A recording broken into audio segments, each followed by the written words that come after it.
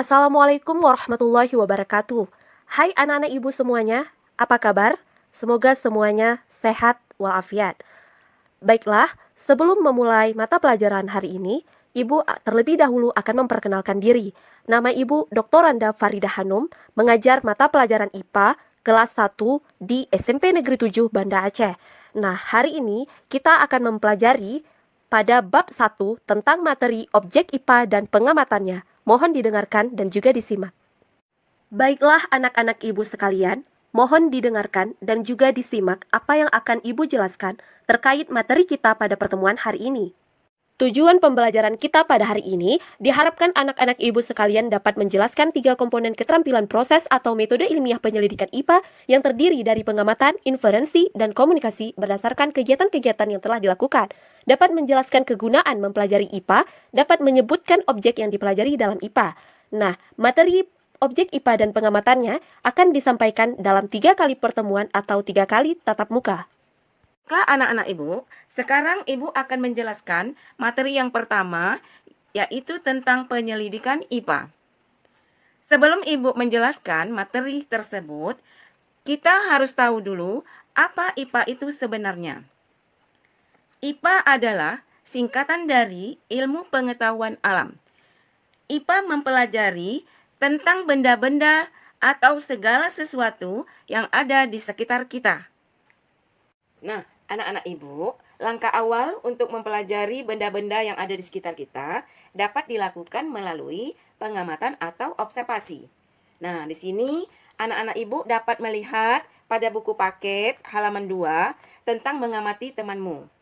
Karena anak-anak ibu berada di rumah, untuk menggantikan posisi teman dapat digantikan bisa adik atau kakak, ayah dan ibu, atau orang-orang yang ada di sekitar rumah anak-anak ibu.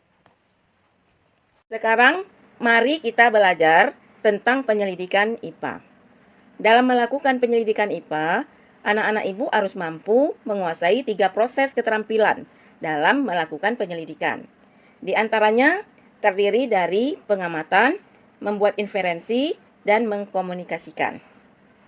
Nah, anak-anak ibu mohon diperhatikan, ibu menjelaskan tahap yang pertama yaitu tahap pengamatan. Pengamatan dilakukan menggunakan panca indera, yang mana panca indera ini terdiri dari indera penglihatan, indera pendengaran, indera penciuman, indera perasa, dan indera peraba. Yang mana kelima panca indera tersebut merupakan proses untuk melakukan pengukuran yang menggunakan alat ukur yang sesuai.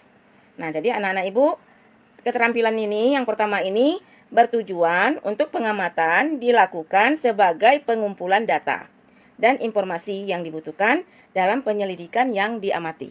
Kemudian pada tahap kedua, yaitu membuat inferensi.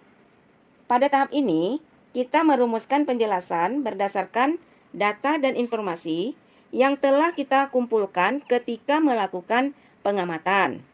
Nah, dari penjelasan ini digunakan untuk menemukan hubungan-hubungan antar aspek-aspek yang diamati secara berurutan dan membuat perkiraan terhadap objek yang diamati. Nah, pada tahap yang terakhir yaitu keterampilan mengkomunikasikan. Dalam keterampilan mengkomunikasikan ini, anak-anak ibu menyampaikan maupun menjelaskan hasil penyelidikan yang telah dilakukan berdasarkan pengamatan dan membuat inferensi yang dikomunikasikan baik secara lisan maupun secara tulisan. Jadi anak-anak ibu, adapun hal yang dikomunikasikan termasuk data yang disajikan bisa dalam bentuk tabel, bisa dalam bentuk grafik, bisa dalam bentuk bagan, dan bisa juga dalam bentuk gambar. Namun semua ini harus sesuai atau relevan. Oke anak-anak ibu, apakah anak-anak ibu sudah memahami dari ketiga keterampilan yang ibu jelaskan? Nah, kalau sudah memahami, maka kesimpulannya bahwa setelah anak ibu melakukan keterampilan ini, anak-anak ibu dapat mengetahui bagaimana mengumpulkan fakta dan bagaimana menghubungkan fakta-fakta untuk membuat suatu penafsiran atau kesimpulan. Nah, jadi keterampilan ini juga merupakan keterampilan belajar sepanjang hayat yang dapat digunakan untuk mempelajari berbagai macam ilmu-ilmu pengetahuan. Namun, dapat digunakan dalam kehidupan sehari-hari. Baiklah anak-anak ibu, mohon membuka buku paket IPA halaman 5 dan perhatikan penjelasan yang ada pada gambar 16 dan gambar 17. Pada gambar 16 dijelaskan bahwa betapa besarnya manfaat yang kita dapatkan dalam kehidupan sehari-hari setelah kita mempelajari IPA. Adapun manfaat yang kita dapatkan dalam mempelajari IPA, diantaranya dapat memahami berbagai hal di sekitar kita. Kemudian dapat meningkatkan kualitas hidup dan menyelesaikan masalah serta berpikir logis dan sistematis. Kemudian anak-anak ibu, pada gambar 17 itu terlihat pada gambar A, yaitu gambar model atom yang diperbesar. Sedangkan pada gambar B, itu gambar galaksi yang diperkecil. Namun, keduanya terdapat kemiripan sistem atau fenomena.